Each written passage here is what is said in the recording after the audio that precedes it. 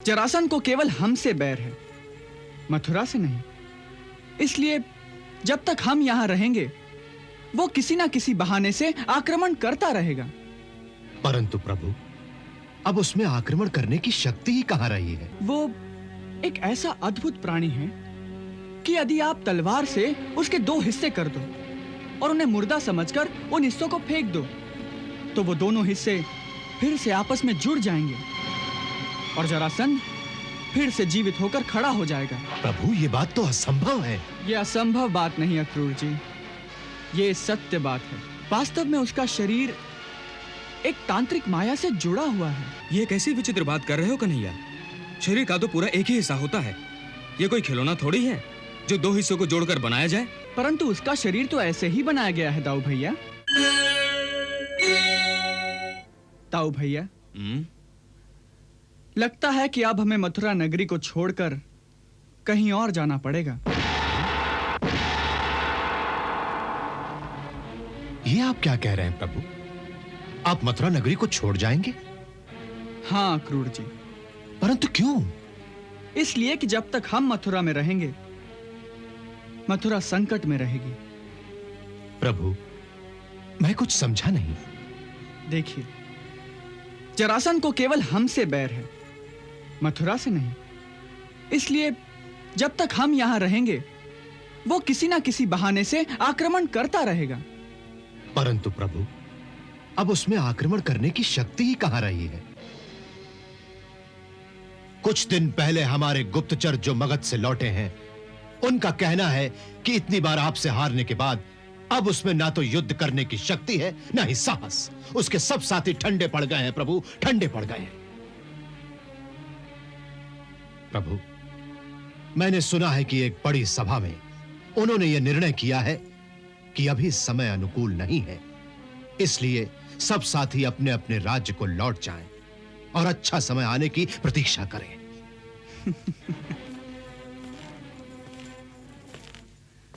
अर्थात उन्होंने युद्ध का त्याग करने की बात नहीं की है, केवल परिस्थिति के बदलने की बात की है।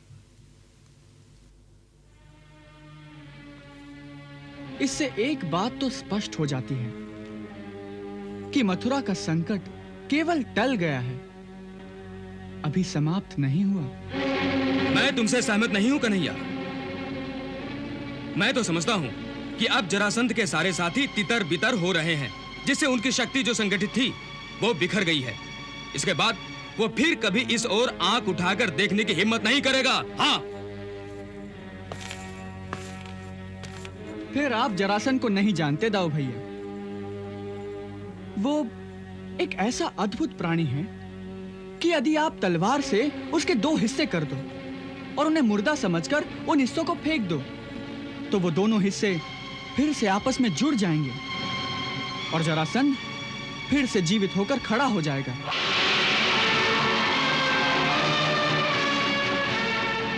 प्रभु, ये बात तो असंभव है। यह असंभव बात नहीं अक्रूर जी, ये सत्य बात है।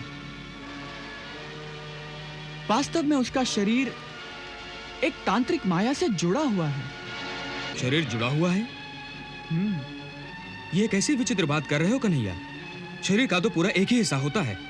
ये कोई खिलौना थोड़ी है जो दो हिस्सों को जोड़कर बनाया जाए। परंतु उसका शरीर तो ऐसे ही बनाया गया है दाऊ भैया। वास्तव में यह एक विचित्र घटना है।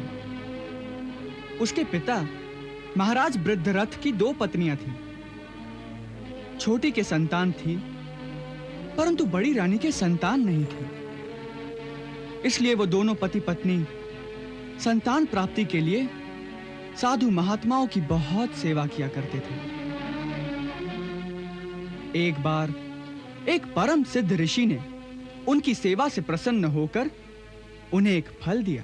ओम क्लीं ऐं ह्रीं श्रीं नमो भगवती संतान कामेश्वरी गर्भ विरोधम निराशय निराशय सम्यक शीघ्रं संतानम उत्पादय स्वाहा।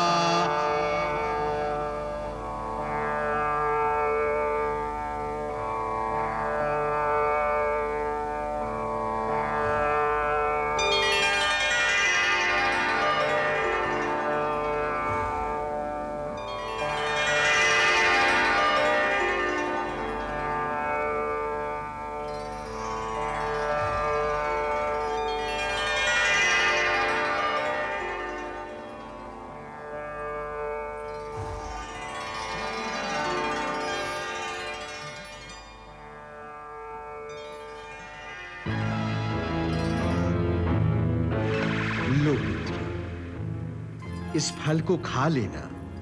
प्रभु की कृपा से तुम्हें एक बड़े पराक्रमी पुत्र की प्राप्ति होगी।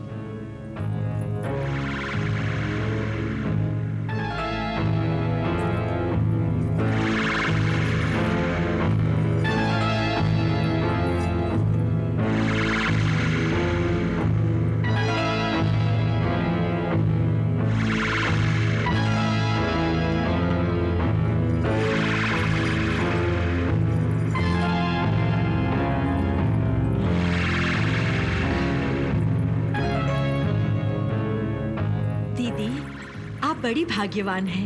भगवान करे जैसा महर्षि ने कहा है वैसा ही प्रतापी पुत्र आपके यहाँ जन्म ले।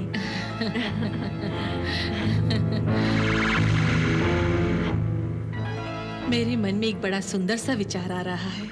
वो क्या? क्यों न इस फल को हम दोनों ही बांट कर खा लें, तो दोनों के यहाँ एक एक प्रतापी पुत्र का जन्म होगा। नहीं दीदी, ऐसा कैसे होगा? महर्षि ने तो आपको ही पुत्र प्राप्ति का आशीर्वाद दिया है।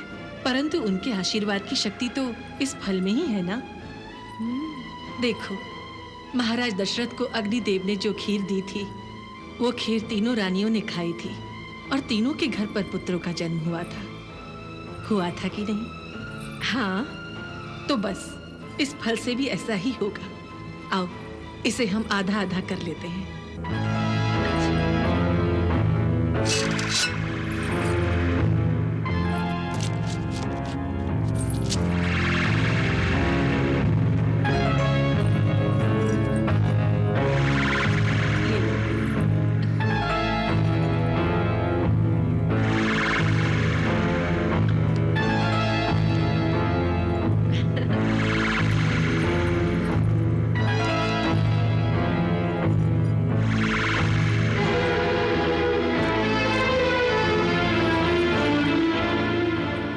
उस अभिमंत्रित फल के प्रभाव से दोनों रानियां गर्भवती हो गई।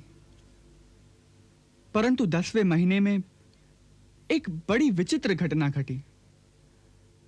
जब रानियों के गर्भ से बालक उत्पन्न हुए तो उन दोनों के शरीर आधे आधे थे।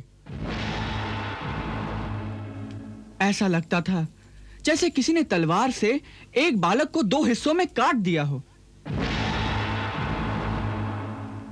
जब ये दोनों आधे आधे शरीर राजा के सामने लाए गए तो वो राजा बहुत दुखी हुआ।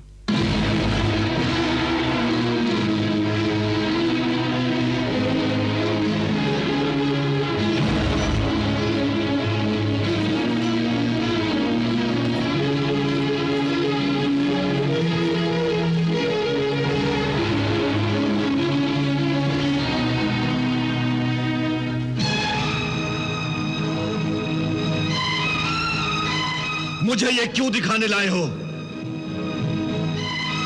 क्या करूं मैं इन 2 टुकड़ों का? ले जाओ और फेंक दो किसी जंगल में इन्हें, ताकि किसी जंगली जानवर का तो पेट भर जाए इनसे। हाँ। महाराज की आज्ञा अनुसार सेवकों ने उन दोनों अर्ध शरीरों को ले जाकर वन में फेंक दिया।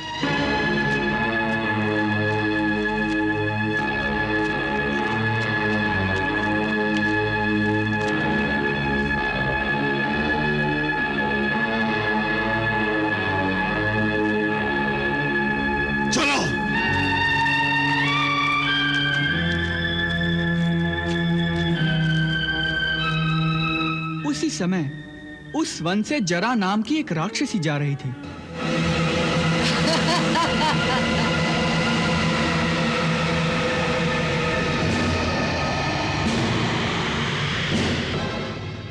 उसकी दृष्टि उन दोनों अर्ध शरीरों पर पड़ी और उसने उन्हें उठा लिया।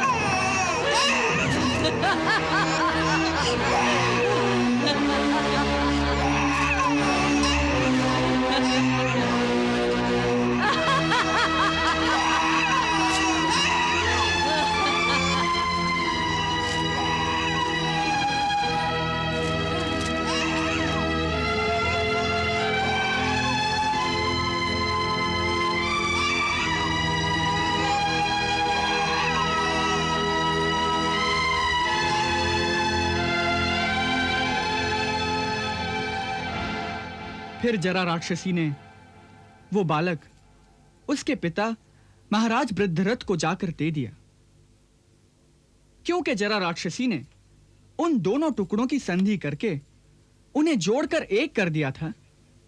इसीलिए महाराज वृद्धरथ ने उस बालक का नाम जरासंध रखा। यह वही जरासंध है।